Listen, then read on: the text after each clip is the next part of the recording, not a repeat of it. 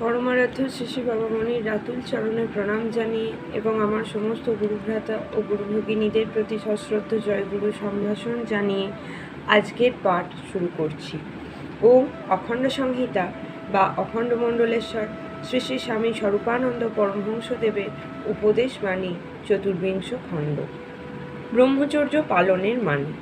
শ্রী শ্রী বাবামণি বলিলেন, ব্রহ্মচর্য পালনের মানে এই নয় যে ঘর বাড়ি ছেড়ে জঙ্গলে বা কোনো মাঠে বাস করতে হবে।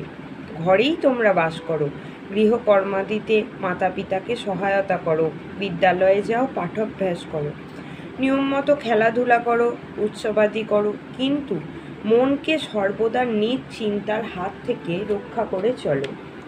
মনের ভিতরে কাম চিন্তাকে ঢুকতেই দেবে না। এটা অবশ্য কঠিন কাজ, কিন্তু এটা না করলে তোমার উন্নতি কোথায়? এই সাধনায় তোমাকে সিদ্ধি অর্জন করতেই হবে। সেই সিদ্ধি অর্জনের উপায় হচ্ছে দৃঢ় সংকল্প। সংকল্প যার টলে যায় সে সত্যবাদী নয়।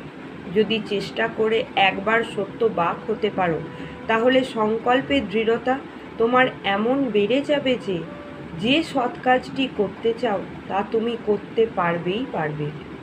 যারা সত্য অনুশীলন করে একমাত্র তারাই সত্যের এই মহামহিমা জানতে পারে। এই জন্য শাস্ত্রকারেরা বলেছেন, সত্যাৎ পরতরং নহি। এই জন্যই সত্যশীলেরা বলে থাকেন, সত্যম এব জয়তে নানৃতম। সত্যের সাধনা ব্রহ্মচর্যের সাধনাকে সহজ করে দেয়। জয় গুরু।